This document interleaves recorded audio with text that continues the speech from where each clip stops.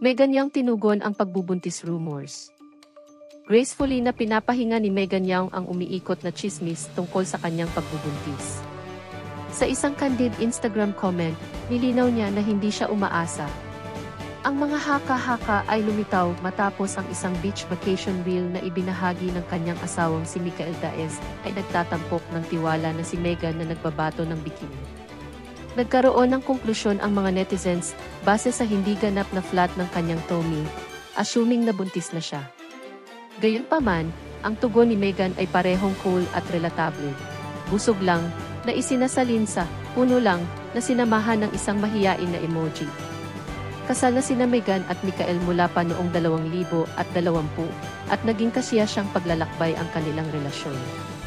Nagho-host pa sila ng isang podcast kung saan tahasan nilang tinatalakay ang buhay, relasyon, at lahat ng bagay sa pagitan.